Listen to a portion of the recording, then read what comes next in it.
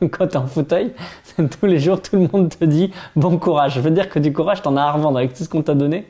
Moi, c'est Roro le costaud, Romain, mon vrai prénom. J'ai 35 ans, je travaille chez les pompiers.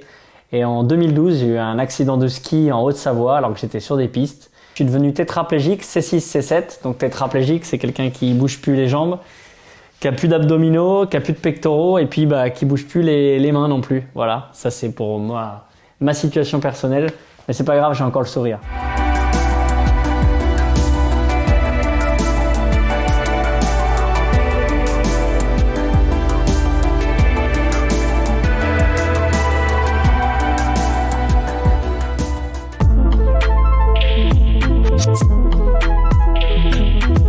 Moi, au départ, où j'ai eu ma voiture, je me suis inscrit sur des plateformes de covoiturage et j'avais tout le temps les mêmes réactions. Donc, c'est pas marqué, hein, je le disais pas, c'est pas marqué dans ton profil que tu es handicapé.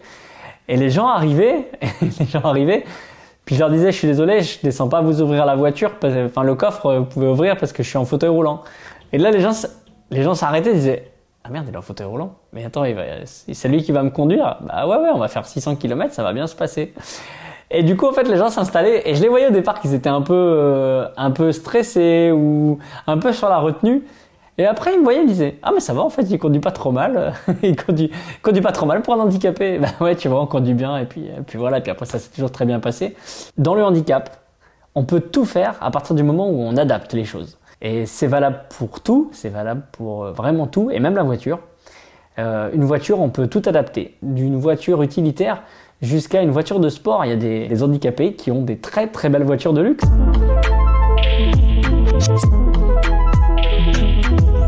Quand je dis aux gens, je fais de la course à pied. Ils s'arrêtent, tu sais, mais tu fais de la course à pied, mais t'es handicapé, t'es en fauteuil, tes jambes elles marchent pas. Ouais, mais en fait, on peut faire de la course à pied en fauteuil aussi. Le sport chez moi, ça a été, c'est une drogue en fait. J'étais très sportif avant mon accident. Et c'est une des choses qui m'a travaillé le plus quand j'étais en rééducation, c'était de faire du sport. Donc j'en faisais avec les profs que j'avais en rééduc. C'était un besoin avant et maintenant c'est carrément une drogue quoi. Donc c'est une drogue positive, c'est l'avantage, c'est qu'elle fait pas de mal. Avant, quand j'allais faire du sport, je mettais ma tenue, je mettais mes baskets. Là, je voulais faire pareil en fait. Quand je faisais du sport, je voulais sortir de mon fauteuil de ville que j'ai tous les jours et me mettre dans mon fauteuil de sport. C'était vraiment important pour moi de faire ce transfert. Il n'y a aucune différence entre le sport et le handisport. Soit je fais de la musculation dans une salle, soit je fais de l'athlétisme. Donc j'ai un fauteuil d'athlétisme qui me permet de faire des courses du 100 mètres jusqu'au marathon. Et j'ai aussi un vélo pour les valides, et c'est un handbike pour nous. On pédale avec les mains. On a des sports qu'on peut pas faire. Moi en fauteuil roulant, on n'a pas encore inventé le saut en longueur, ça n'existe pas. Ça serait chiant de sortir du sable à chaque fois.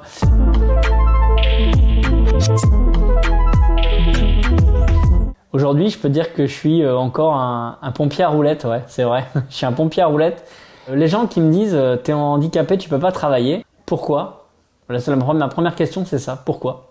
Puisque c'est totalement faux. Il y a encore beaucoup trop de clichés. Moi, je l'ai subi dans mon métier au départ quand je suis arrivé dans mon nouveau métier.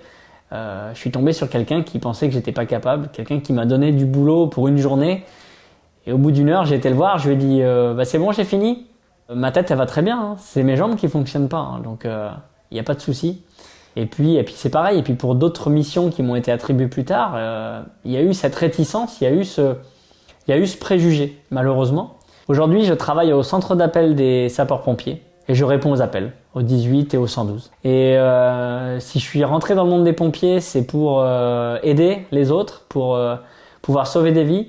Et ce qui est hyper gratifiant, c'est que même encore en fauteuil, j'appartiens encore à la chaîne des secours. Alors au tout départ, forcément, il a fallu que je me fasse au fait de ne plus monter dans les camions de pompiers. Ça a été compliqué pour moi parce que depuis 12 ans, j'étais dans le monde des pompiers et du coup, je me voyais pas faire autre chose d'autre. Et le fait de savoir que je pouvais y rester, ça a été vraiment salvateur pour moi.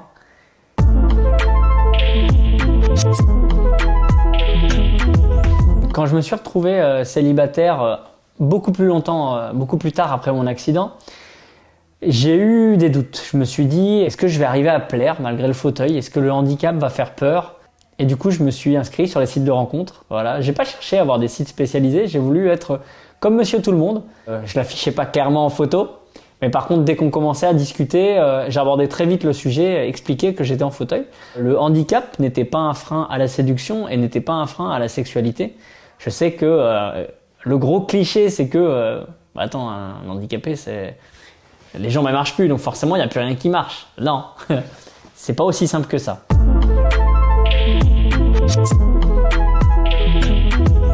Dans la discipline, on va dire, avec ma fille, dans l'éducation, du fait de mon handicap, je rencontre pas vraiment de difficultés. Ma fille m'a toujours connu en fauteuil, donc elle a appris l'autorité avec un papa assis. L'accouchement, la naissance de ma fille, c'était un moteur pour moi dans ma rééducation. Je voulais être là à l'accouchement et je voulais pas que le handicap ça lui pèse dans la vie. Donc dès le départ, je me suis promis toujours que je dépasserais mes limites pour qu'elle puisse faire comme tout le monde. On a grandi en même temps, finalement, parce que au moment où elle est venue au monde, moi ça fait pas longtemps que j'étais né de ma deuxième vie, de ma vie de fauteuil, de ma renaissance à moi. Et du coup, on a appris à grandir en même temps, ensemble. Et ça fait forcément une relation assez fusionnelle. Mon handicap, je l'aime autant que je l'emmerde. Parce que il m'a privé de beaucoup de choses, il m'empêche de faire des choses. Mais à côté de ça, il m'a apporté tellement que je lui dis merci. Et grâce à lui, je bouffe la vie à pleines dents.